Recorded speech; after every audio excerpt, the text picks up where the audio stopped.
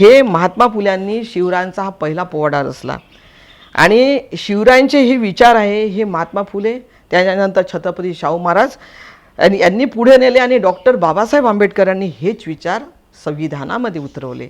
शिवरायांच्या राज्यातलं म्हणजे बळकट होण्याचं किंवा शिवरायांचा जो विजय आहे या विजयाच्या मागे जी शक्ती होती ती शक्ती जनसामान्याची आणि सामान्यातून त्यांनी जे सैनिक निर्माण केले होते त्या सैनिकामध्ये निर्माण झालेल्या प्रेरणेची आणि आहुतीची होती। हे आपण ध्यानात घेणं शिवरायाच्या इतिहासामधून हे शिकण्यासारखं आहे। जे संविधानामध्ये आर्टिकल 51 मध्ये नमूद आहे की पर्यावरणाचं रक्षण केलं पाहिजे। पर्यावरणाशिवाय माणूस जगू शकत नाही। पर्यावरणाचा बॅलन्स बिघडला तर प्रत्येकाचं जगणं हे कठीण होणार आहे। समस्त विचार शिवरायांच्या राज्यातील समस्त विचार बाबासाहेबांनी त्या संविधानामध्ये अधोरेखित केलेले आहे।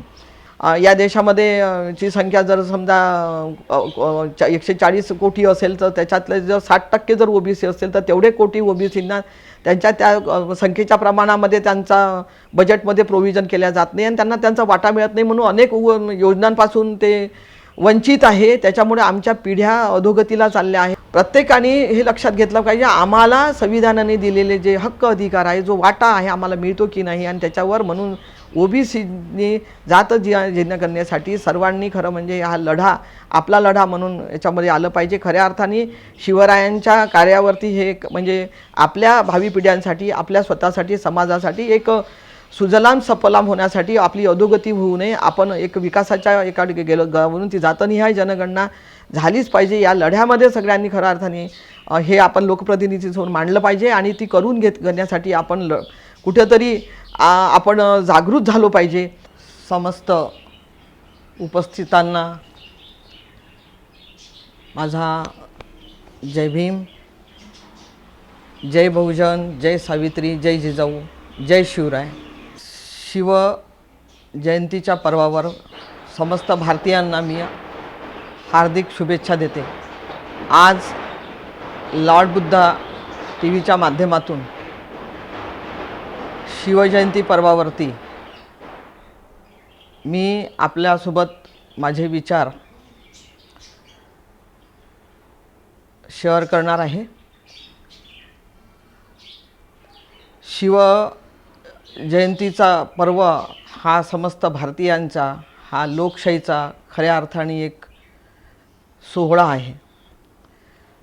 छत्रपती शिवाजी महाराज जे महाराष्ट्राचे इतिहासातला एक अलौकिक सामर्थ्यवान कर्तृत्ववान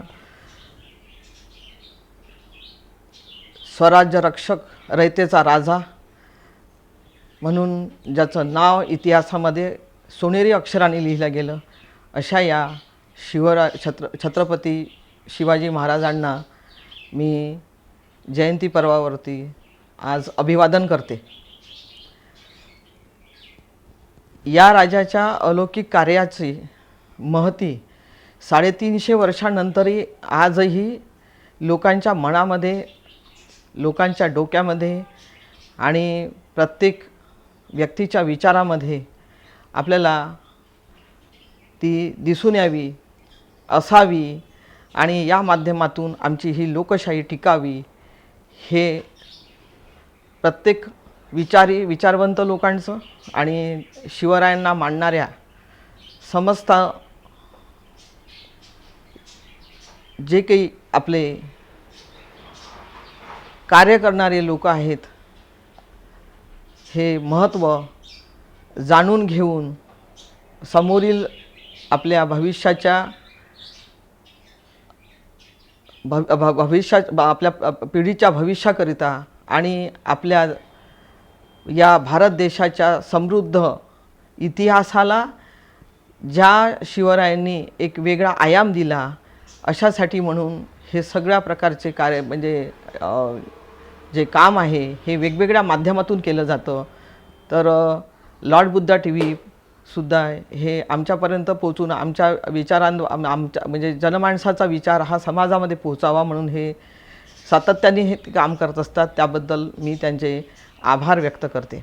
शिवराय हे एक रयतेचा राजा म्हणून स्त्रियांचा सन्मान करणारा जातीभेद नष्ट करणारा, जाती धर्माला थारा न धरणारा धर्मनिरपेक्ष राजा म्हणून ज्यांची ओळख आहे, अशा या आणि शेती उद्योग म्हणजे रयतेच्या कल्याणाकरिता ज्या ज्या गोष्टीची आवश्यकता आहे त्या गोष्टीवर सातत्याने कष्ट करून, काम करून, विचार करून आणि त्यासाठी स्वतःची मेहनतीवरती आणि प्रत्येक म्हणजे राज्यामधील प्रत्येक व्यक्तीला सोबत घेऊन ज्या शिवरायांनी एवढं सामर्थ्यवान म्हणजे एक असं स्वतःचं राज्य निर्माण केलं आणि स्वतःचा मनगटावरती म्हणजे एक राज्य संस्थापक म्हणून स्वतःचा राज्य संस्थापक ते स्वतः होते. इतरांच्या पेक्षा ते वेगळे कसे होते ते हे आपण लक्षात घेताना एक आपल्याला म्हणजे आवर्जून आपल्या पुढे मी मांडू इच्छिते की शिवरायांचं राज्य हे त्यांनी स्वतःच्या कष्टावर, स्वतःच्या मनगटावर, स्वतःच्या कर्तृत्वावर, स्वतःच्या सामर्थ्यावर निर्माण केलं होतं.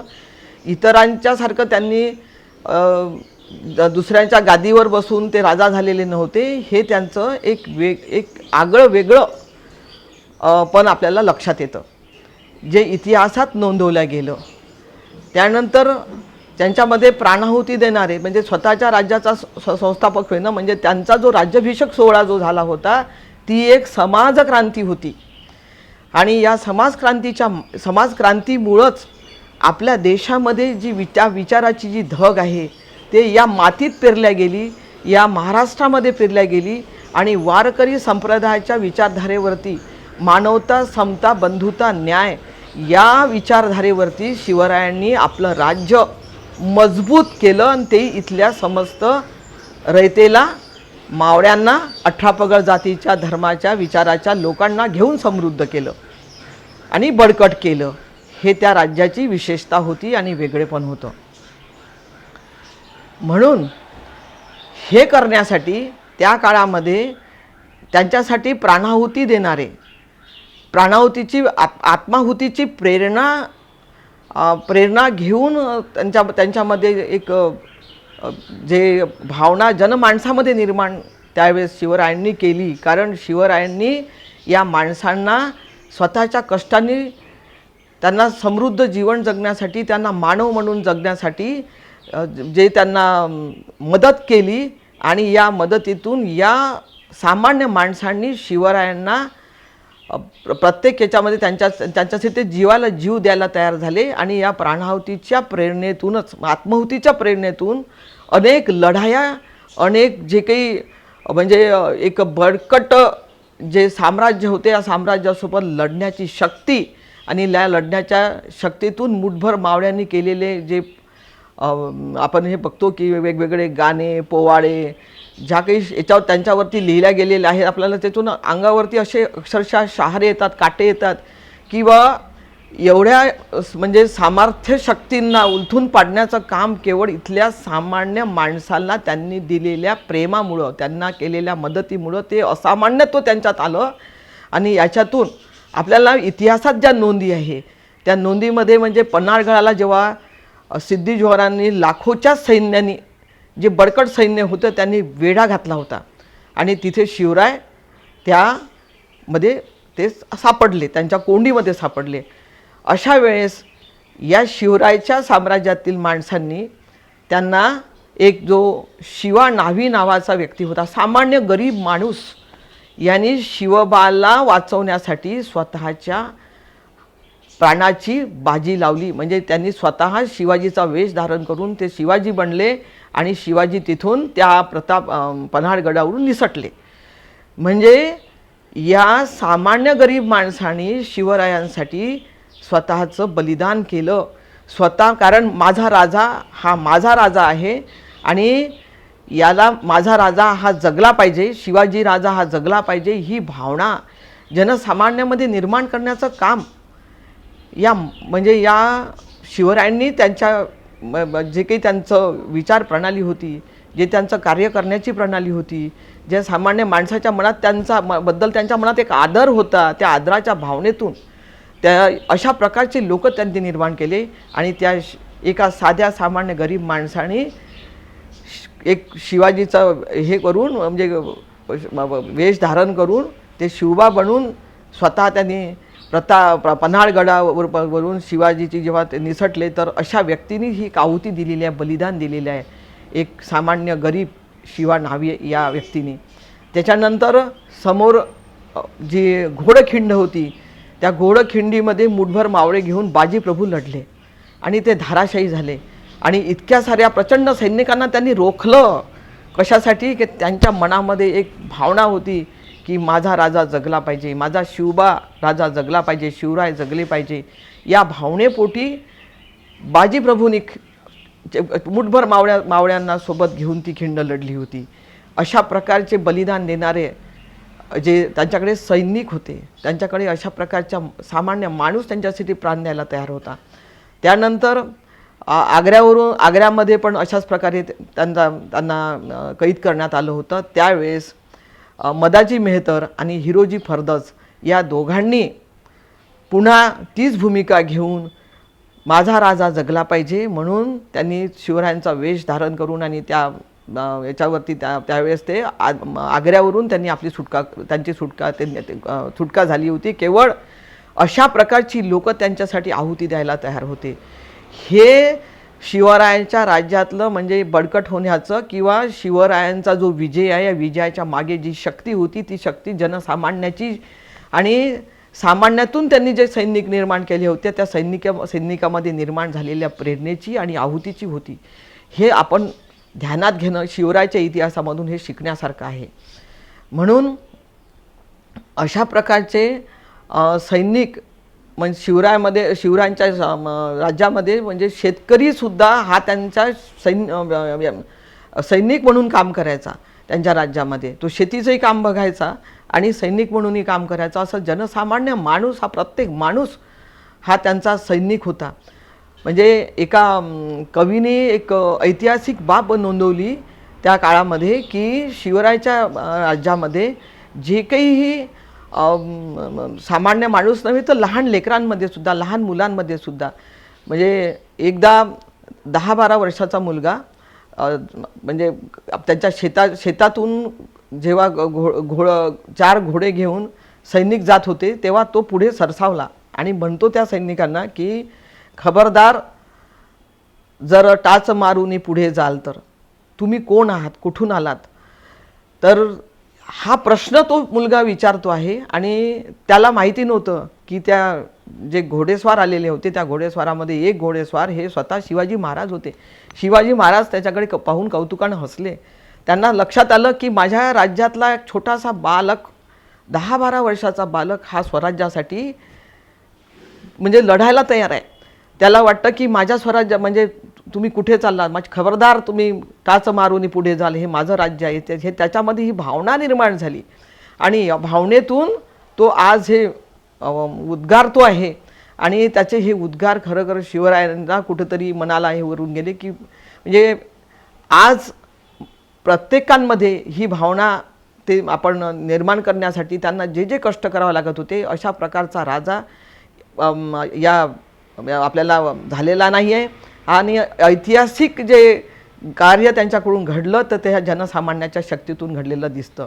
एका कवीने पण याची नोंद घेतली की ते म्हणतात की शिवरायांच्या म्हणजे याच्यातले जे सैनिक होते, हे सैनिक हे सामान्य माणसं होती आणि या सामान्य माणसांमध्ये म्हणजे जेव्हा आपल्या राज्याचं कोणी नुकसान करत आहे किंवा त्या राज्यामध्ये कोणी कुठल्याही प्रकारचं त्यांना असं दिसतं आहे की माझ्या राज्यामध्ये काहीतरी चुकीचं घडतं आहे, तेव्हा ते त्यांचे खबरदार, जरा टाच मारून पुढे जाल तर चिंधड्या करील राई राई एवढ्या, असे ह्या कवीने त्याच्या याच्यातून ते लिहिलं की अशा प्रकारच्या भावना घेऊन लोक कार्य हे पुढं घेत गेलं. त्याच्यानंतर शिवबांच्या सैन्यामध्ये जे काही सैनिक होते तर त्या या धर्मनिरपेक्षता हा म्हणजे वादी हा राजा असल्याने इतरांच्या राज्यातून सुद्धा अनेक पठाण शिवरायांच्या राज्यामध्ये स्वतःहून ते आले, कारण त्यांना माहीत होतं की या राज्यामध्ये स्वामीनिष्ठा आहे, याच्यामध्ये कुठल्याही प्रकारचा हा जो राजा आहे हा कोणामध्ये भेदभाव करत नाही. आणि एक जी प्रेरणा होती त्यांच्यामध्ये ती म्हणजे केवळ एक त्यांच्यामधली होती स्वतःच्या म्हणजे रयतेच्या सुखाची, म्हणजे जनकल्याणासाठी आणि रयतेला जे काही त्याचं कल्याणाच्या बाबी आहेत त्या घडाव्या म्हणून हा राजा लढतो. म्हणून त्याच्यासाठी म्हणजे बाहेर म्हणजे याच्यातले सुद्धा बाहेर साम्राज्यातले सुद्धा म्हणजे जे सैनिक होते ते शिवरायांच्या राज्यामध्ये येऊन त्यांनी इथे त्यांच्याकडे हे केली. त्यानंतर त्यांनी वतनदारी, सरंजामशाही आणि जे काही प्रकारचे त्यावेळेस गावकाळ्यामध्ये जे गावगाड्यातले लोक होते म्हणजे पाटील आहे किंवा अजून जे काही अशा पद्धतीनं त्यांना एक हे दिलेलं होतं, अधिकार दिलेले होते. तर शिवरायांच्या काळामध्ये शिवरायांनी वतनदारी नष्ट केली. त्यांनी वतनदारांना चाप बसवला, कारण हे वतनदार सामान्य रयतेला लुटत होते आणि सामान्यांचं ते शोषण करत होते. शिवरायांना हे कदापि पटलेलं नाही. शिवरायांनी या वतनदारांना म्हणजे खडसावले की तुम्ही कुठल्याही रयतेला त्रास देऊ नये आणि तुम्ही या राज्याचे तुम्ही नौकर आहात, तुम्ही मालक नाही. माझ्या राज्यामध्ये माझे हे जे रयता आहे ही मालक आहे, तुम्ही नौकर आहात, म्हणून तुम्ही नौकरासारखेच राहा. म्हणून वतनदार सरंजामशाहीला शिवाजी छत्रपती शिवाजी महाराजांनी त्यांच्या काळामध्ये चाप बसवला आणि ते यांना वेतन देत होते, सैनिकांनाही ते वेतन देत होते. ते कुठल्याही प्रकारची लूट करणं, जसं इतर राज्यामधले जे सैनिक होते ते व्यावसायिक होते, ते लूट करायचे आणि लुटीतला त्याच्यावर ते आपला स्वतःचा फायदा करून घेत होते, म्हणून ते लूट करत होते. परंतु इतर राज्यातल्या सैनिकांमध्ये छत्रपती शिवाजी महाराजांच्या सैनिकांमध्ये हा फरक होता. शिवबांनी स्वतःच्या सैनिकांना शिवाजी महाराजांनी वेतन दिलं असल्यामुळे आणि सक्त त्यांना ताकीद दिलेली होती की माझ्या राज्यामध्ये कोणीही लूट करू नये, रयतेला त्रास देऊ नये, महिलांना त्रास देऊ नये, छोट्या बालकांना त्रास देऊ नये. बाहेर म्हणजे तुम्ही जेव्हा याच्यावर जाता, लढाया करायला जाता, तेव्हा सोबत कुठल्याही प्रकारच्या महिलांना, त्या बटकिनी असो, कुणबिनी असो, ज्या काही या असतील त्यांना सोबत घेऊन जाऊ नये आणि तिथे आढळलेल्या कोणत्याही मुस्लिम स्त्रिया असतील, इतर स्त्रिया असतील किंवा बालकं असतील यांना कदापिही त्रास देता कामा नये, अशा प्रकारचे फरमान शिवरायांनी सोडले होते. म्हणजे शिवरायाच्या काळामध्ये छत्रपती शिवाजी महाराजांनी जे एक त्यांच्या पुढे एक संविधानिक आपण जे म्हणतो समता, न्याय, बंधुता, जे आपण आज ज्याला संविधान म्हणतो, हे संविधानिक मूल्य त्या काळामध्ये शिवरायांनी खऱ्या अर्थाने हे जोपासली होती. म्हणून प्रत्येकाला म्हणजे ज्याचा जो सन्मान आहे, ज्याचा जो न्याय आहे, ज्याचा जो म्हणजे इवन शिवबांचं एक हे वाक्य आहे, मी तुम्हाला त्यांच्याच वाक्यात हे सांगू इच्छिते की त्यांनी जे लिहून ठेवलेलं आहे, ज्याचा म्हणजे एक रघुनाथ पंडितांनी केलेला शिवरायाचा एक आज्ञेचा जो उल्लेख जो आढळतो इतिहासामध्ये, ज्याचा जो धर्म त्याचा त्यांनी करावा, यात कोणी बखेडा करू नये. म्हणजे सैनिकांना अशा प्रकारची सक्त ताकीद शिवरायांनी त्या काळामध्ये दिलेली होती. म्हणजे दुसऱ्याच्या धर्मामध्ये विनाकारण हे करणे किंवा त्यांना धर्मावरती स्वतःच्या श्रद्धा होती, पण ते धर्मद्वेष्ट नव्हते. दुसऱ्याच्या धर्माचा कोणीही द्वेष करू नये. प्रत्येकाचा धर्म हा त्याचा म्हणजे जसा आपला धर्म श्रेष्ठ आहे, तो इतरांचा धर्मसुद्धा श्रेष्ठ आहे. म्हणून शिवरायांनी 18 पगड जातीच्या अनेक जाती धर्माच्या लोकांना एकत्रित बांधण्याचं एक अलौकिक कार्य केलेलं आहे. आणि हे कार्य करत असताना त्यांनी आपल्या काळामध्ये जी एक मौलिक तत्व होती, जी संविधानामध्ये आज आपल्याला म्हणजे त्याच्यानंतर हे जे संविधान लिहिताना बाबासाहेबांनी ते प्रत्येक बाब या संविधानामध्ये अधोरेखित केलेली होती. आणि हे आपल्याला आज संविधानामध्ये दिसतं की आपण धर्मनिरपेक्ष म्हणतो, आणि धर्मनिरपेक्षता ही शिवरायांनी त्यांच्या काळामध्ये जोपासलेली होती. शिवाजीच्या काळामध्ये जे दोन हे होते की बजाजी निंबाळकर आणि नेताजी पालकर, हे जे मुसलमान सुलता झालेले व 10-5 वर्ष ते तसेच राहिलेले होते, पण हे दोघे मराठे होते. शिवाजींनी या दोघांनाही हिंदू करून घेतले. शिवाजीने अस्पृश्यत्व महाराज किल्लेदार सुद्धा केलेले आहे त्या काळामध्ये. आणि या उलट आपल्याला इतिहासामध्ये असं दिसतं की पेशवाईमध्ये ज्या अस्पृश्यांना, महारांना गळ्याला लोटकन, पाठीवर झाप बांधून गळ्यात लोटके लटकवून त्यांच्याकडून रस्त्याची शुद्धता केली जात होती.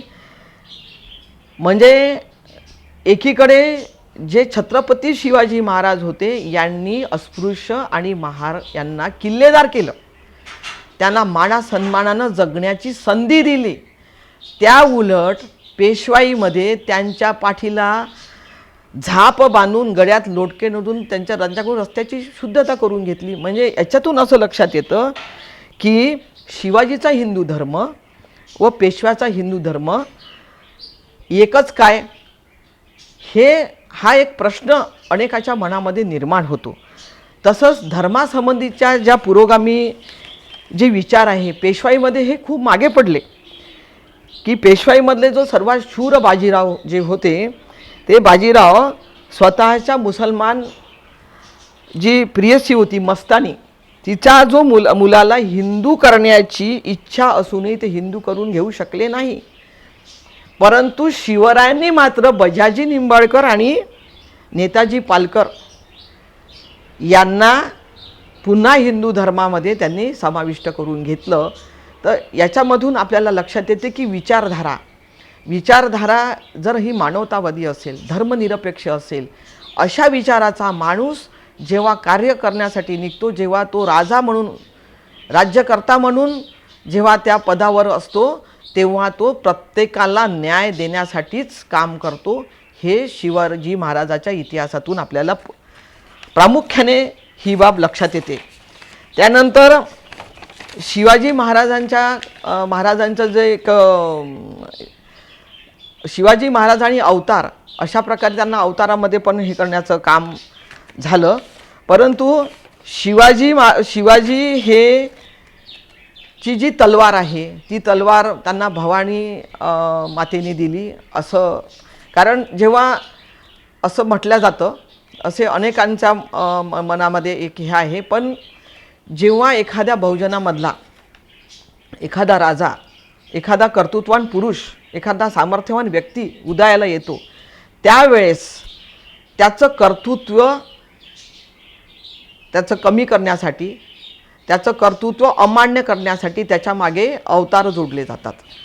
आणि मग त्याच्यामधून इतरांना हे सांगण्यात येतं की तो स्वतःच्या कर्तृत्वानं नव्हे तर तो कुठल्या तरी त्याला मिळालेल्या प्रसादामुळं, अवतारामुळं, काहीतरी चमत्कार घडल्यामुळं अशा पद्धतीने बा तो मोठा झालेला आहे असं मानल्या जातं आणि त्याचं कर्तृत्व नाकारलं जातं. अशाच प्रकारची घटना म्हणजे छत्रपती शिवाजी महाराजांना जी तलवार मिळाली, म्हणजे इतिहासामध्ये संशोधकांनी शोधलं, एक खेम सावंत नावाची ती तलवार ॲक्च्युली पोर्तुगालमध्ये तयार झालेली होती आणि खेम सावंत यांनी शिवाजींना ती पेश केली आणि तीच खरी भवानी तलवार म्हणून तिला हे करण्यात आलं.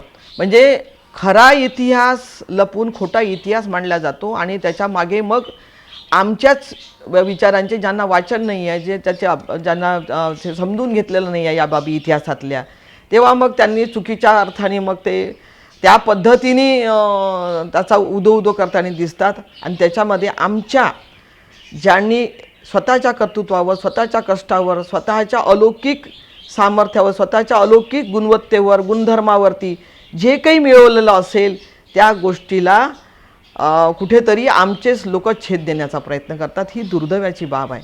असं होता कामा नये. म्हणून इतिहास म्हणजे वाचणे आणि त्याच्यातून खरा इतिहास लोकांसमोर मांडणे ही सुद्धा अतिशय म्हणजे महत्त्वाची बाब आहे. आणि आज सगळं शिकलेले आहे. सगळ्या गोष्टी म्हणजे संविधानाच्या माध्यमातून इतक्या वर्षाच्या संघर्षातून जे काही काम केलं त्याच्या माध्यमातून ह्या मिळालेल्या आहेत. खऱ्या अर्थाने म्हणजे आपल्याला माहिती आहे की शिवरायांचं जे हे आहे, त्यांची जी समाधी आहे ती जी शोधून काढली ती महात्मा फुल्यांनी शोधून काढली होती.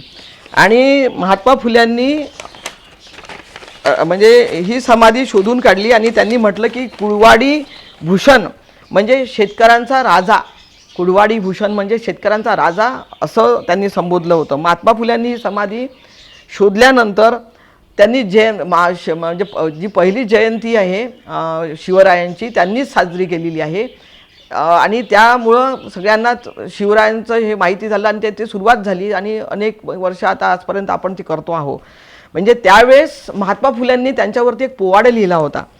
त्यांनी त्या पोवाडा लिहिताना त्याच्यामध्ये त्यांनी जो पोवाडा लिहिलेला आहे तो पोवाडा मावळे गडी सोबतीला, मावळे गडी सोबतीला शिपाई केले उघड्याला, टळेना रयत सुखाला, बनवी नव्या कायद्याला, कुळवाडी भूषण पोवाडा गातो भोसल्याचा छत्रपती शिवाजीचा. हे महात्मा फुल्यांनी शिवरायांचा हा पहिला पोवाडा रचला. आणि शिवरायांचे हे विचार आहे हे महात्मा फुले, त्याच्यानंतर छत्रपती शाहू महाराज यांनी पुढे नेले आणि डॉक्टर बाबासाहेब आंबेडकरांनी हेच विचार संविधानामध्ये उतरवले. तर हा जो इतिहास आहे हा इतिहास समजून घेताना आपल्याला पुन्हा एक असं लक्षात येतं की बा हे जे आपलं जे संविधान आहे या संविधानाच्या माध्यमातून छत्रपती शिवाजी महाराजांनी जे मूल्य भारतीय संविधानामध्ये जोपासली त्याच्यासाठी शिवाजी महाराजांचा जो फोटो आहे तो या संविधानाच्या मूळ हस्तलिखितामध्ये आहे. छत्रपतींचा फोटो त्यांनी त्याच्यात टाकलेला आहे तो याच्यासाठी की यातून संविधान राबवणारे जे आमचे लोकप्रतिनिधी आहे या लोकप्रतिनिधींनी छत्रपती शिवाजी महाराजांचा आदर्श घ्यावा असे अधोरेखित होते. त्याच्यातून भारतीय संविधानाला विरोध करणे म्हणजे शिवरायांच्या विचारांना हा तो विरोध असेल असं स्पष्ट म्हणजे स्पष्ट निर्देश म्हणजे डॉक्टर विश्वरत्न भारतरत्न बाबासाहेबांना द्यायचे होते. आणि आपल्याला जो शिवाजीला मानतो तो खऱ्या अर्थाने हे शिवाजीच्या विचाराची प्रेरणा घेऊनच म्हणजे ज्या महात्मा फुल्यांनी शिवरायांची समाधी शोधून काढली त्यांची जयंती केली त्या महात्मा फुल्यांना बाबासाहेबांनी गुरु मानले.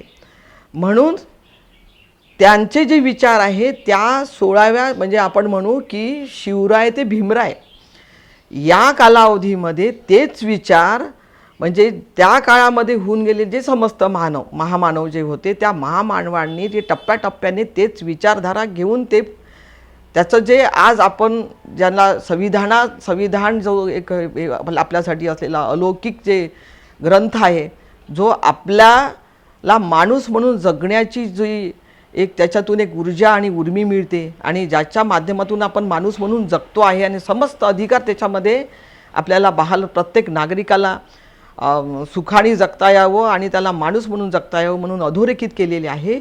ते समस्त विचार शिवरायांच्या राज्यातील समस्त विचार बाबासाहेबांनी त्या संविधानामध्ये अधोरेखित केलेले आहे.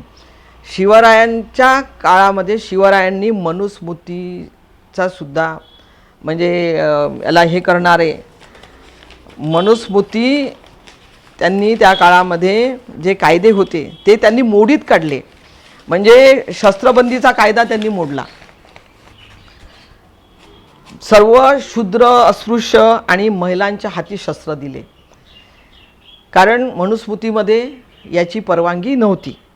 कुणबी बलुतेदार अस्पृश्य जातींना त्यांनी जमिनीचे पट्टे दिले आणि समुद्रबंदी झुगारून दूरदृष्टीचे प्रतीक म्हणून त्यांनी आरमार उभारले.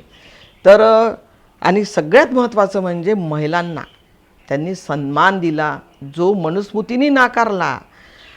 शूद्र ढोर नारी ताडन के अधिकारी असा म्हणणारा मनू आणि स्त्रीला शूद्र समजणारा तिला पशुपेक्षाही निपत्तर वागणूक देणाऱ्या मनुस्मृतीमध्ये हे जे आहे त्याला या शिवाजीच्या काळात शिवाजी महाराजांनी कशा पद्धतीने म्हणजे शिवराय आणि स्त्रीबद्दल मी आता त्याच्यावर मी मांडणार आहे की शिवबांच्या काळामध्ये महिलांना सन्मान देत असताना त्याच्यासाठी शिवरायांनी कशा प्रकारच्या आज्ञा त्यांनी कशा प्रकारे त्यांनी आचरणात आणल्या आणि त्यांनी न्याय दिलेला आहे.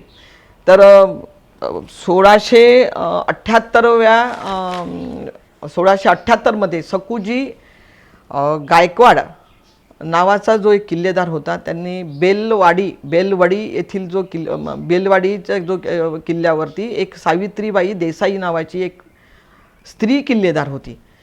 तिथे त्यांनी त्या किल्ल्याला वेढा घातला होता. त्याच्यानंतर जवळपास 27 दिवस त्या सावित्रीबाईंनी तो किल्ला लढवला शौर्याने तिने लढवला, परंतु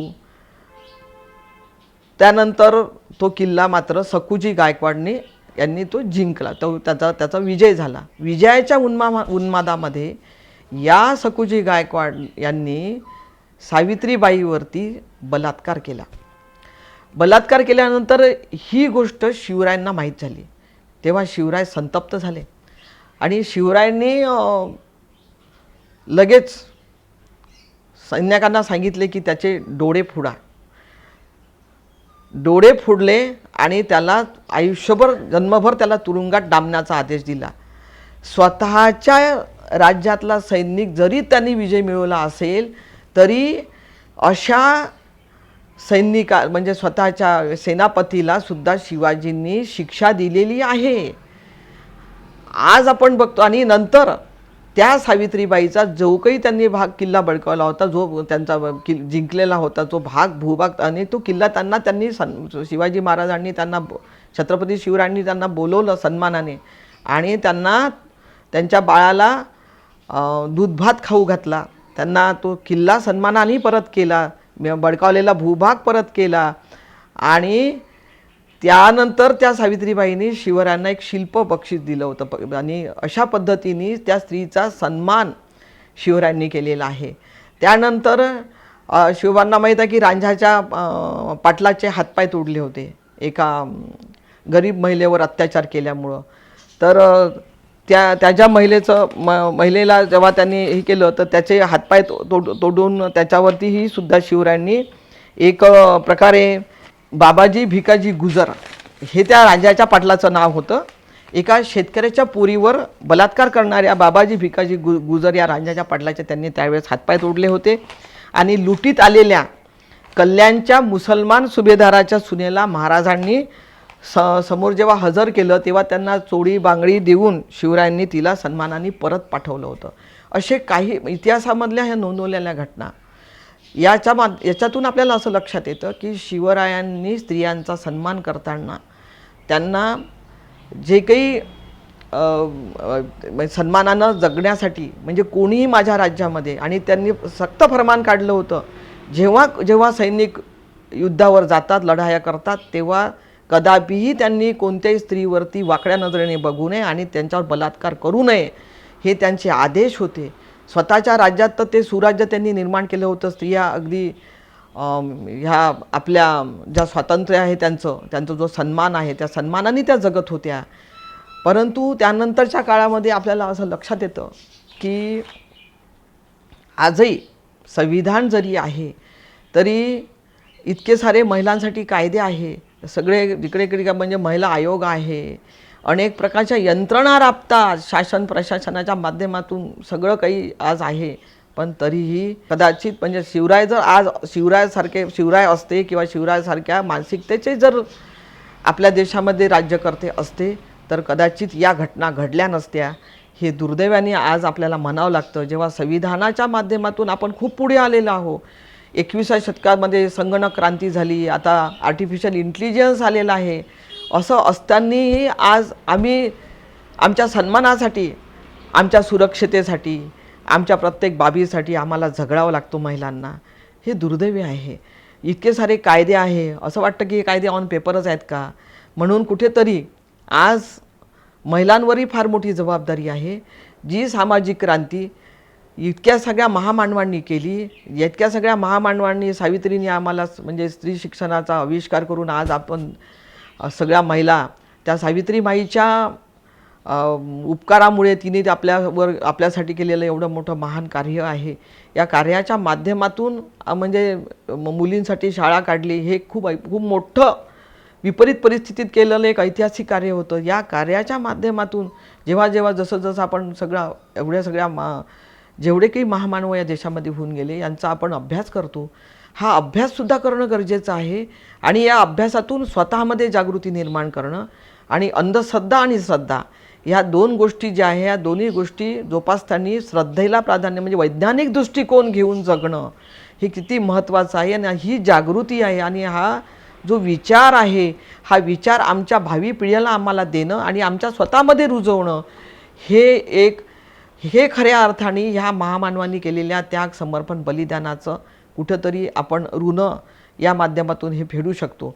म्हणून म्हणजे ज्या महामानवांच्या कार्यामधून आपल्याला एक असं लक्षात येतं की आज शिवराय असते तर प्रत्येक वेळेस जो व्यक्ती त्यावेळेस जगला त्यांचं आयुष्य पण खूप कमी होतं. त्यावेळेस जगला तेवढ्या कमी वयामध्ये सुद्धा जो व्यक्ती स्वतःचा म्हणजे राज्यामध्ये एक सर्व प्रकारच्या म्हणजे शेतकरी असो, गरीब असो, शोषित असो, 18 पगड जातीचे लोक असो, धर्म असो, जाती, या सगळ्यांना सोबत एकत्रित बांधून ज्या पद्धतीने तो वाटचाल करतो आणि त्या वाटचालीमधून प्रत्येकाला, प्रत्येक घटकाला न्याय देण्याचा प्रयत्न करतो, तसाच प्रकारचा आज संविधानिक म्हणजे आजही लोकशाही आहे. या लोकशाहीच्या ज्या एवढी मोठी बलाढ्य लोकशाही या भारत देशामध्ये आहे आणि संविधानासारखा एक मौलिक एक जो दिलेला एक ग्रंथ आपल्याजवळ आहे, जो बाबासाहेबांनी खूप कष्टाने हा ग्रंथ लिहिला आणि त्यांना अनेकांनी साथ दिली. तर या माध्यमातून आपण खरं म्हणजे जागृत व्हायला पाहिजे. तर जागृत होत असताना आपल्याला असं लक्षात येतं की आज आम्ही जागृत होत आहोत की पुन्हा आम्ही अजून आमच्या ज्या जुन्या दिवसांकडे आमची वाटचाल होते आहे, आम्ही अजून गुलामीकडे तर जाणार नाही आहे, ही पण मनात शंका आल्याशिवाय राहत नाही. तत्पूर्वी शिवाजी महाराजांचा जे काही समग्र ज्या बाबी आहे त्या पहिल्यांदा मी आपणासमोर मांडते आणि नंतर आजच्या ज्या लोकशाहीच्या कॉन्टेक्स्टमध्ये शिवाजी महाराजांनी केलेलं काम आणि आजच्या लोकशाहीच्या म्हणजे याच्यामध्ये आपण कुठे आहोत हे आपल्याला समजून घेण्यासाठी ते पण मुद्दे मी आपल्यासमोर ठेवणार आहे. म्हणून सर्वप्रथम आपल्याला शिवरायांचा इतिहास जो आहे त्याच्यातल्या ज्या काही महत्त्वाच्या बाबी आहे त्या बाबी पहिल्यांदा मी आपल्यासमोर मांडू इच्छिते. तर खऱ्या अर्थाने शिवरायाच्या राज्यामध्ये जे काही स्वराज्यामध्ये प्रजेला अन्न, वस्त्र आणि निवारा या जीवनावश्यक ज्या गरजा होत्या या सन्मानाने त्यांनी पूर्ण केल्या. म्हणजे स्त्रियांना आत्मसन्मानाने जगता येईल, जातीभेद, धर्मभेद यांचा थारा त्यांनी दिलेला नाही. कोणावरही अन्याय वा जुलूम त्यांच्या काळात होत नसे. शेती, व्यापार, उदीमांची त्यांनी भरभराट होत असे आणि प्रजा सुखसमाधाना नांदत असे. तर या ज्या सगळ्या बाबी आहे या त्यांनी प्रायोरिटीने करताना ते आपल्याला दिसतात. शिवबांनी खऱ्या अर्थाने ते शेतकऱ्यांचे राजे होते. ते रयतेचे तर होतेच होते, पण शेतकऱ्यांसाठी त्यांनी त्या काळामध्ये जे काही शेतीवरती शेतसारा लावल्या म्हणजे त्यांनी शेतसारा लावणे चालू केले आणि उत्पन्नाच्या प्रमाणामध्ये जो शेतसारा लावला जात होता. आणि जेव्हा त्यांना अन्नधान्य, बी बियाणे, औतकाठी, त्याच्यानंतर दुष्काळामध्ये त्यांना आधार देणे, बैल घ्यायला रोख पैसे देणे आणि शिवरायांनी जमीन मोजण्याची पद्धत सुरू केली आणि शेतीच्या उत्पन्नावर आधारित त्यांनी शेतसारा ठरवला आणि अधिकाऱ्यांना त्यांनी सक्त ताकीद दिलेली होती की ठरलेल्या महसुलापेक्षा जास्त महसूल वसूल करू नये, कदापि वसूल करू नये. आणि सगळ्यात महत्त्वाची बाब म्हणजे जेव्हा हा शेतकऱ्यांची काळजी त्यांना इतकी होती की दुष्काळामध्ये शेतसारा त्यांनी माफ केला, बिनव्याजी कर्ज दिले आणि हप्ते वसुलीत पण त्यांनी सवलत दिली. म्हणजे आणि तसंच ज्या पडीक जमिनी होत्या त्या रयतेला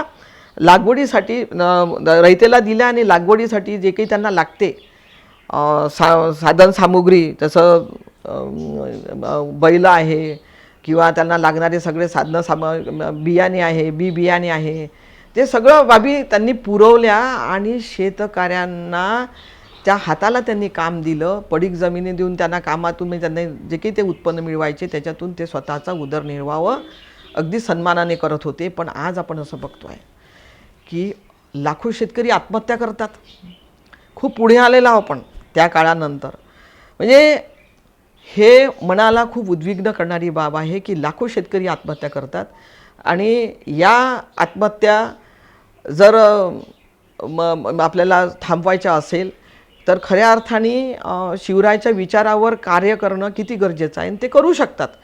जेव्हा आम्हाला वाटतं की आमच्या देशामध्ये आमचा देश खूप एक म्हणजे आपल्याला माहिती आहे की या देशामध्ये एक मातृसत्ताक पद्धती असताना इथे महिलांनी शेतीचा शोध लावला, महिला ह्या संशोधक होत्या, महिलांनी गाळापेराची शेती केली आणि आमच्या देशातल्या महिला हे शिवरायांनी सुद्धा हेरलं होतं. म्हणून त्यांनी आणि आम्ही कृषीप्रधान देश म्हणून आमच्या देशाची हे करतो आणि या देशामध्ये शेतकरीच जास्त आहेत आणि आणि खऱ्या अर्थाने या शेतीला उद्योगाचा दर्जा द्यायला पाहिजे होता, ज्याच्या माध्यमातून शेतकऱ्याच्या शेतातलं जे उत्पन्न आहे त्या उत्पन्नाला जर उद्योगाचा दर्जा दिला असता तर कदाचित आज आम्हाला आमच्या शेतकऱ्यांना आमवरती आत्महत्या करण्याची वेळ आली नसती. आणि शिवरायाच्या विचारधारेवर जर काम केलं, जे आम्ही लोकप्रतिनिधी निवडून देतो यांनी जर काम केलं, तर मला असं वाटतं की कुठल्याही शेतकऱ्याला, कुठल्याही युवकांना किंवा कोणत्याही इथल्या राहणाऱ्या नागरिकांना तशा प्रकारची त्याच्यावर वेळ येणार नाही. प्रत्येक व्यक्ती सुखसमाधानाने जगू शकतो, कारण इथला सर्वसामान्य माणूस या देशाचा मालक आहे. सर्वसामान्य माणूस खऱ्या अर्थाने या देशाची धरोहर आहे आणि म्हणून या सर्वसामान्य माणसाच्या हितावरती त्याच्या ज्या मूलभूत गरजा आहे, ज्या संविधानामध्ये अंतर्भूत आहे, त्यावरती कार्य करून त्यांना त्या पद्धतीचं न्याय देण्याचं काम इथेल सर्वांना मिळून, म्हणजे जे काही आहे आम्ही आमच्या मतदाराच्या पेटीतून जे आम्ही लोकप्रतिनिधी निवडून देतो यांच्या माध्यमातून जर झालं तर मला असं वाटतं की आज जो शेतकरी अडचणीत सापडलेला आहे, तो अनेक गोष्टींनी त्रस्त आहे. त्याला खऱ्या अर्थाने त्याचं जे बियाणं आहे ते GST मुक्त असायला, त्याला लागणारे संसाधनं, बियाणं, फवारणीचे औषधं हे GST मुक्त असायला पाहिजे. त्याला हमी भाव मिळाला पाहिजे. याच्यासाठी त्याचा जो स्ट्रगल चालू आहे हा कुठंतरी थांबवण्याचं काम या शिवजयंतीच्या पर्वावर, जेव्हा शिवजयंत्या साजऱ्या केल्या जातात, पण विचारावर मात्र काम होताना दिसत नाही. म्हणून त्या विचारावर काम करून आम्हाला आमच्या शेतकऱ्यांना न्याय मिळवण्याचं काम, म्हणजे आमच्या जागृतीच्या माध्यमातूनही आम्ही ते काम करू शकतो. तर यासाठी प्रत्येक नागरिकाला जागरूक व्हावं लागेल आणि आमच्या मागण्या, आमचं म्हणणं आमच्या लोकप्रतिनिधींसमोर मांडावं लागेल आणि आम्हाला त्या आमच्या ज्या काही भविष्याच्या आमच्या पिढ्यांच्या हिताचं जे काम आहे आम्हाला ते करण्यासाठी आम्ही पण कटिबद्ध असलो पाहिजे, आम्ही पण जागरूक असलो पाहिजे. अशा प्रकारे शिवरायाची जयंती नुसती ही जयंती मनवणे म्हणजे केवळ ते झेंडे लावणे किंवा शिवरायांचे, म्हणजे आता तर नवीन हे निघालेलं आहे की वास्तविक पाहता शिवरायांनी स्वतःच्या कर्तृत्वावर स्वतःचं स्वराज्य सामाजिक क्रांती केली होती, राज्य निर्माण केलं.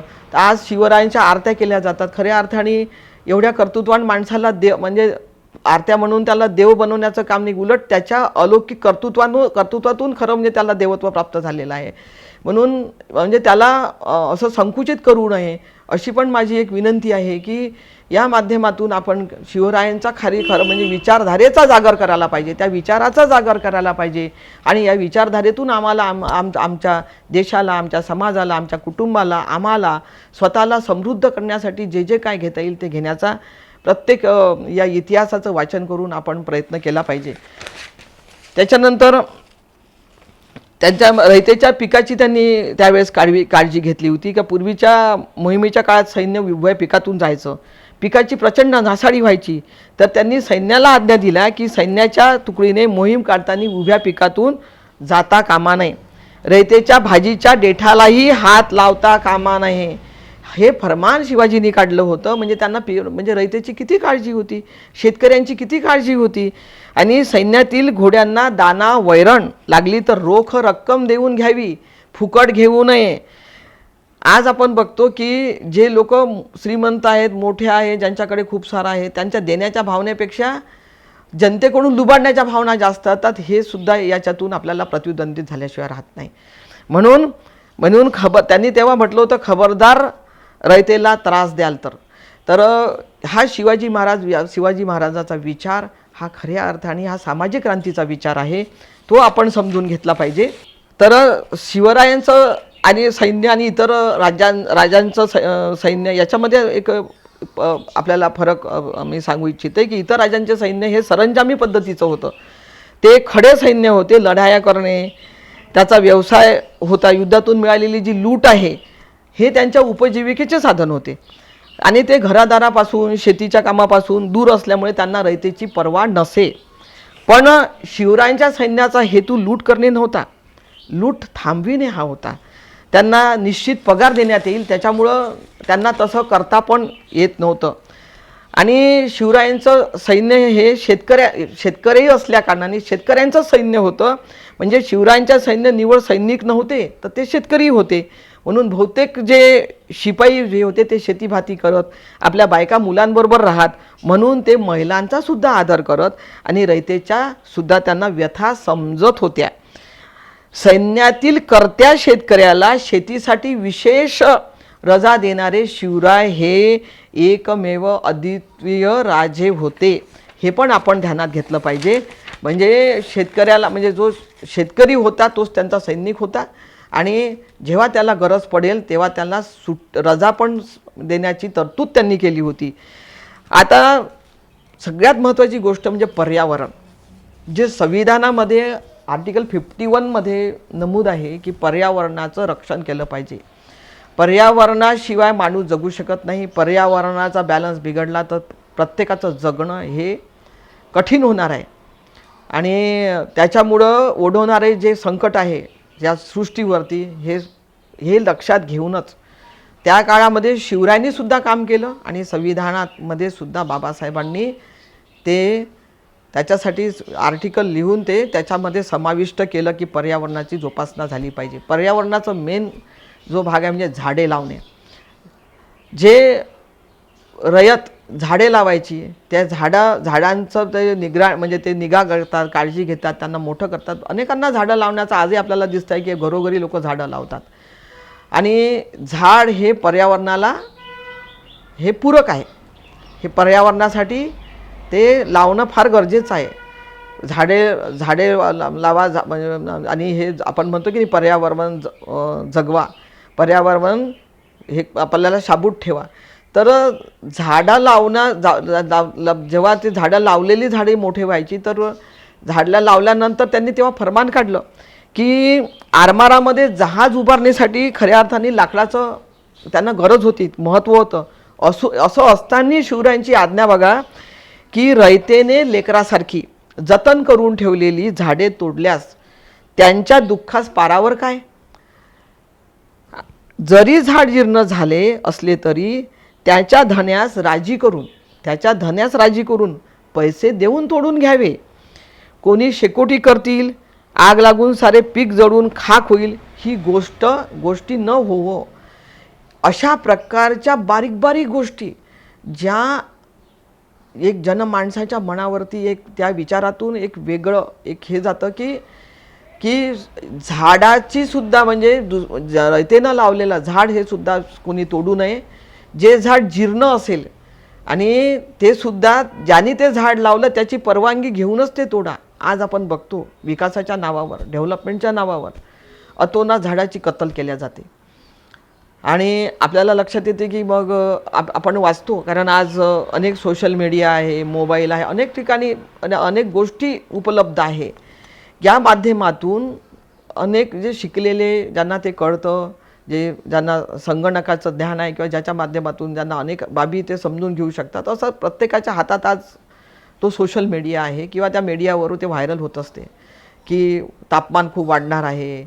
अशा प्रकारचं म्हणजे व्हायरस आपण बघतो, करोना व्हायरस येऊन गेला. अशा प्रकारचे जे व्हायरसेस निर्माण होतात, हे पर्यावरण जेव्हा कुठेतरी त्याचं बॅलन्स बिघडतं तेव्हा त्याची हानी ह्या जीवसृष्टीला, मानवसृष्टीला सगळ्यांनाच त्याची हानी होते आणि त्याची किंमत मोजावी लागते.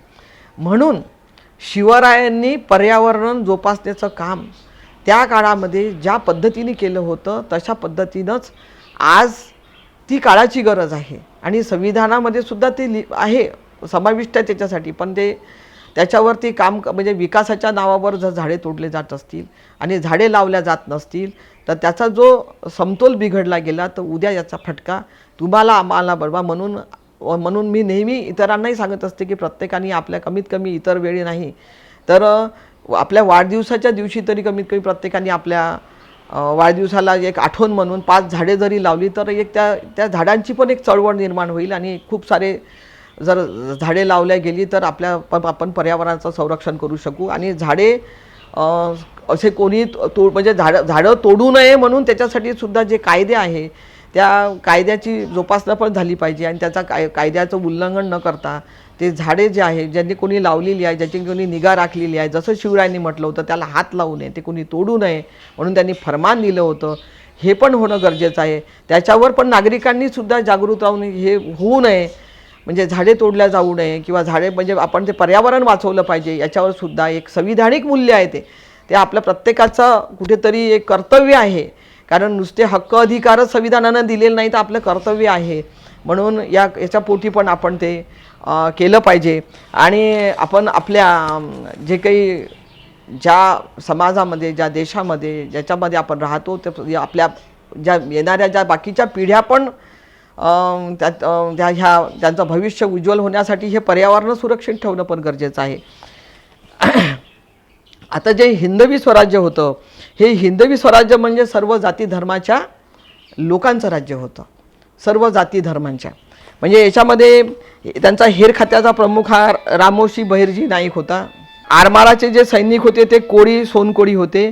विश्वासू सेवक हे मुसलमान सिद्दी हिलाल होते आणि अष्टप्रधान मंडळ हे ब्राह्मण होते. त्याच्यामध्ये आरमाराचे सुभेदार हे भंडारी माया नाईक होते. किल्लेदार हे अस्पृश्य व महार होते.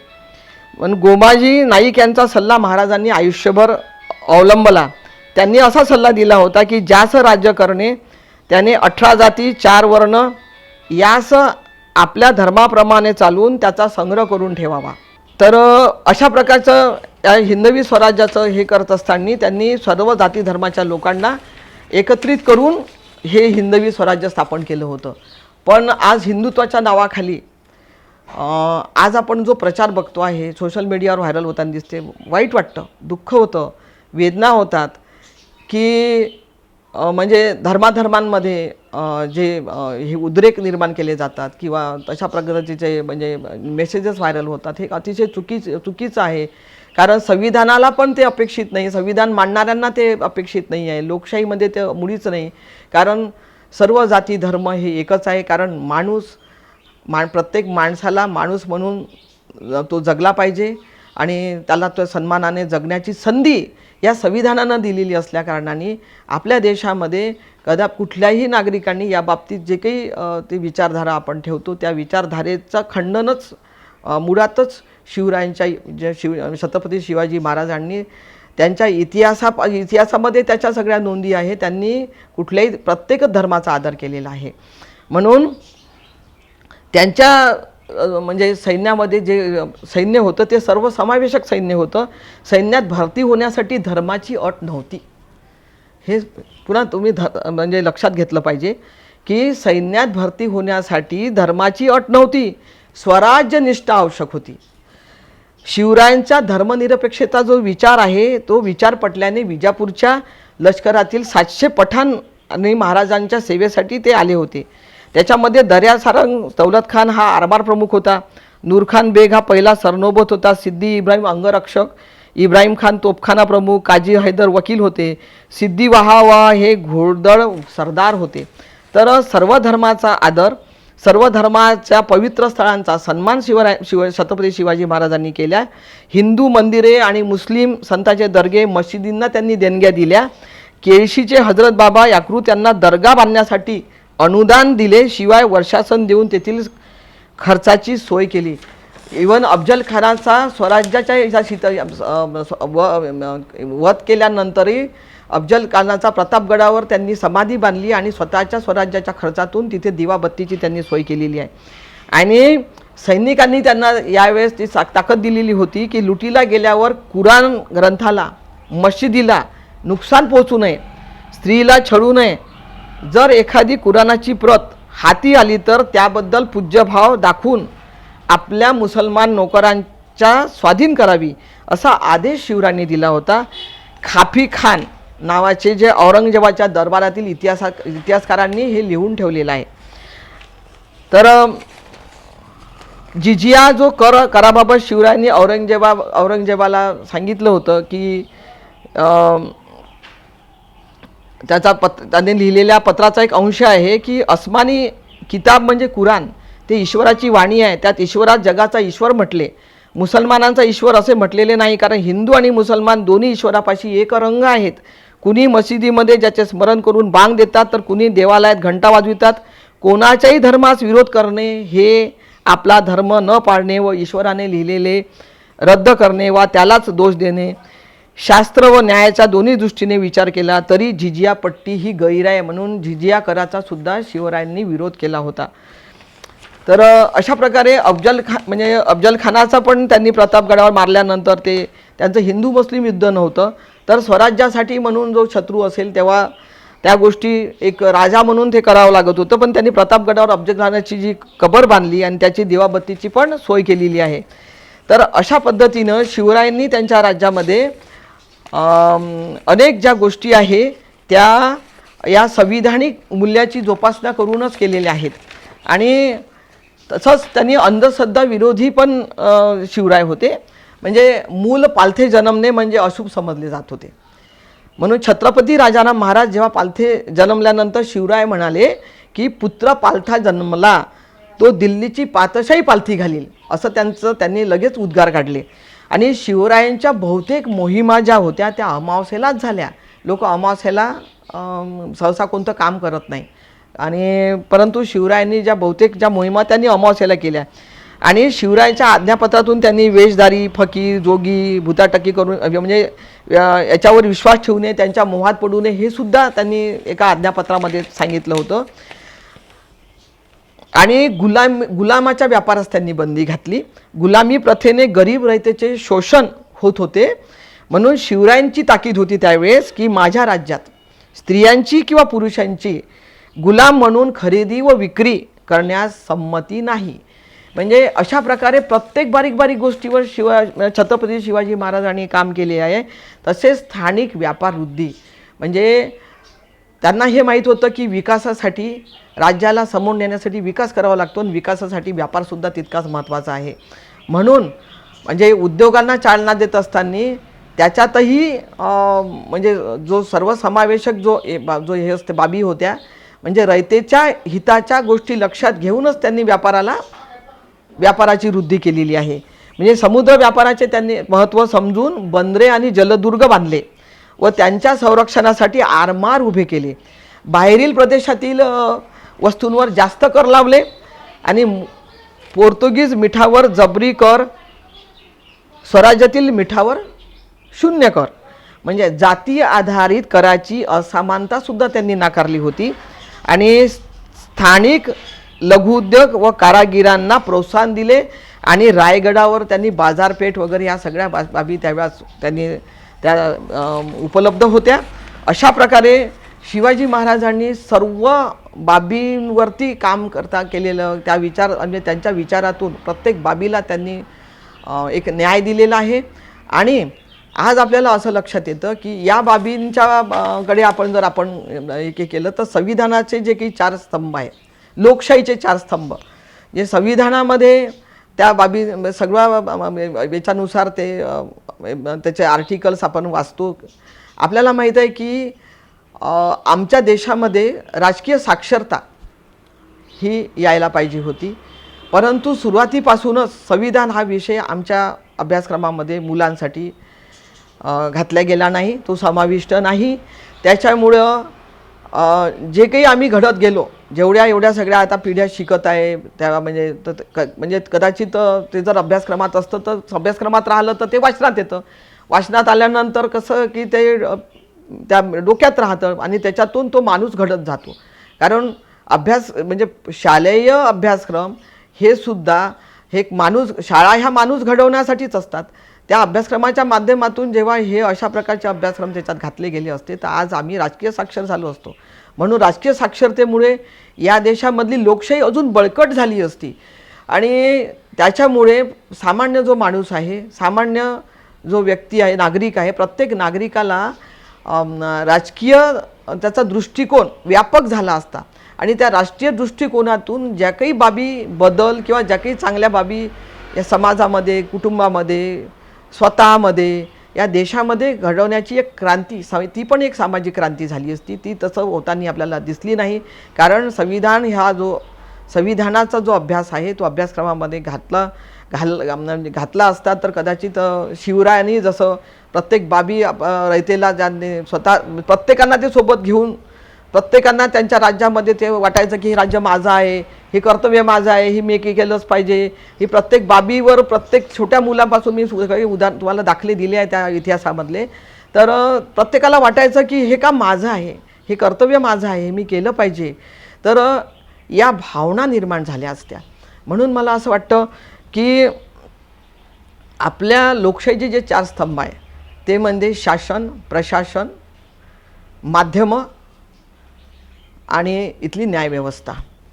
तर शासन जे आहे त्या शासनामधले जे शासनकर्ते असतात त्या शासनकर्त्यांनी शिवरायांच्या विचारावर जर काम केलं तर मला असं वाटतं की जनतेच्या जे काही त्याचे शिक्षण, रोजगार, आरोग्य, त्याच्यानंतर त्याला जे काही लागणाऱ्या ज्या मूलभूत गरजा आहे, अन्न, वस्त्र, निवारा, या बाबींवरती म्हणजे सगळ्यांना सोबत घेऊन त्याच्या म्हणजे खरं म्हणजे एक त्या नागरिकाला किंवा त्या व्यक्तीला समोर ठेवून तर या योजना राबवल्या गेल्या आणि प्रत्येकापर्यंत म्हणजे शेवटच्या माणसापर्यंत जर ह्या सगळं जर पोचलं, या कल्याणाच्या बाबी, कल्याणाच्या योजना जर पोचल्या तर शिवरायांचं काम जे शिवरायांनी जे केलं होतं त्या पद्धतीचं काम जर या शासनकर्त्यांनी केलं तर मला असं वाटते म्हणजे खरा शासक तोच म्हणजे ज्याला आपण म्हणू की ज्यांनी या देशातील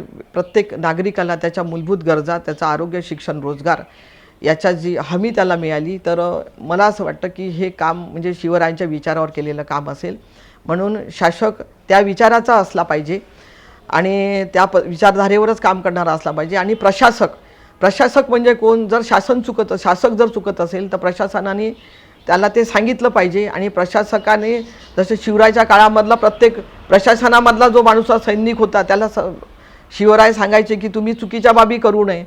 तर तशा पद्धतीनं चुकीच्या बाबी जर होत असेल तर प्रशासकाने त्याला कुठंतरी थांबवलं पाहिजे आणि जनहिताच्या, जनकल्याणाच्या ज्या ज्या योजना आहे, ज्या ज्या बाबी आहे त्या जनमानसापर्यंत पोचतील याच्यावर काम जर केलं तर शिवरायाचा विचार याचा आपण खऱ्या अर्थाने जागर करू शकतो.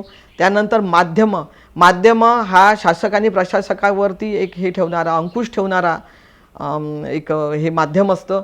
या माध्यमातून जर जनतेपर्यंत ज्या ज्या बाबी आहे, ज्या खऱ्या म्हणजे चुकीच्या बाबी आणि हे न करता खऱ्या बाबी जनतेपर्यंत पोहोचवणे आणि जनतेच्या कल्याणासाठी जनतेने काय करू म्हणून त्यांना जागरूक करणे हे माध्यमं करू शकतात. आणि जे काही शासक प्रशासक चुकत असतील त्याच्यावरही ते कुठेतरी त्याला चाप लावू शकतात. आणि या सर्वांना करून जर न्याय भेटत नसेल तर न्यायव्यवस्था असते.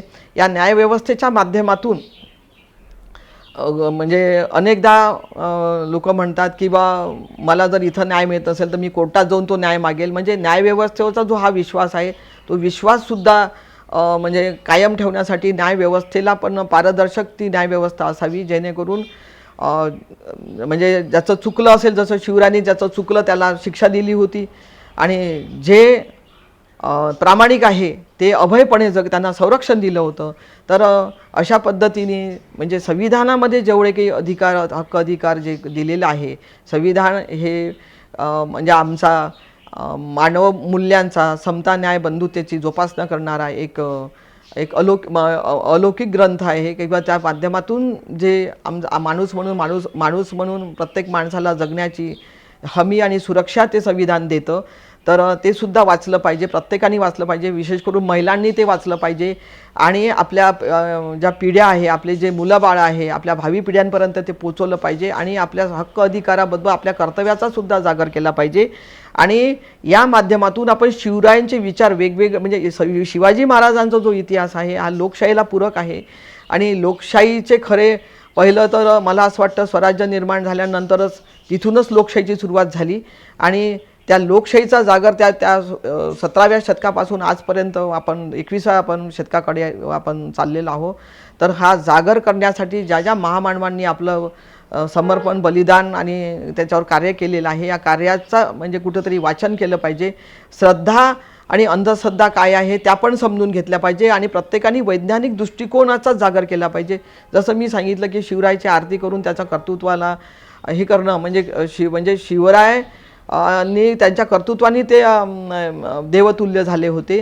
त्यांच्यासाठी त्यांना आरती करण्याची त्यांची गरज नाही, उलट त्यांच्या विचाराचा जागर करून ते स्वतःच्या म्हणजे आपल्याकडून जे काही त्या विचारातून आपण आपल्या पिढ्यांना देऊ शकू, स्वतःच्या कल्याणासाठी ते आपण विचाराचा वापर करू शकू आणि आपल्या समाज, कुटुंब, देशासाठी करू शकू, तर हे खऱ्या अर्थाने करणं गरजेचं आहे. म्हणून चुकीच्या मार्गाने ते गेलं नाही पाहिजे. म्हणून श्रद्धा आणि अंधश्रद्धेमधला फरक पण आपण समजून घेतला पाहिजे.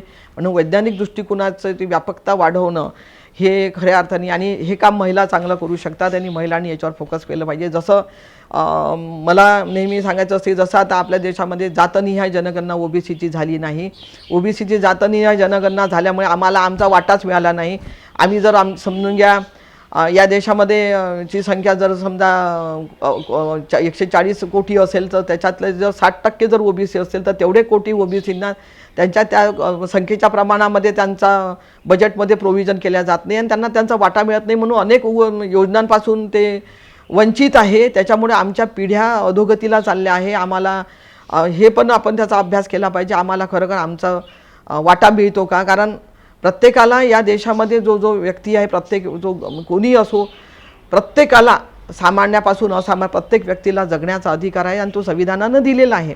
म्हणून प्रत्येकाने हे लक्षात घेतलं पाहिजे, आम्हाला संविधानाने दिलेले जे हक्क अधिकार आहे, जो वाटा आहे, आम्हाला मिळतो की नाही. आणि त्याच्यावर म्हणून ओबीसीने जात जनगणनेसाठी सर्वांनी खरं म्हणजे हा लढा आपला लढा म्हणून याच्यामध्ये आलं पाहिजे. खऱ्या अर्थाने शिवरायांच्या कार्यावरती हे म्हणजे आपल्या भावी पिढ्यांसाठी, आपल्या स्वतःसाठी, समाजासाठी एक सुजलाम सफलाम होण्यासाठी, आपली अधोगती होऊ नये, आपण एक विकासाच्या एका गेलो म्हणून ती जातनिहाय जनगणना झालीच पाहिजे. या लढ्यामध्ये सगळ्यांनी खऱ्या अर्थाने हे आपण लोकप्रतिनिधी म्हणून मांडलं पाहिजे आणि ती करून घेण्यासाठी आपण कुठेतरी आपण जागृत झालो पाहिजे.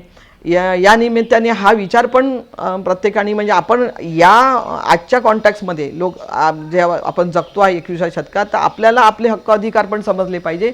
ते मिळवून घेण्यासाठी आपण जागृत झालो पाहिजे आणि जागृतीचे अभियान आपण चालवले पाहिजे. आणि जे लोक लढतात त्यांना आपण समर्थन केलं पाहिजे, त्यांच्यासोबत उभं राहिलं पाहिजे.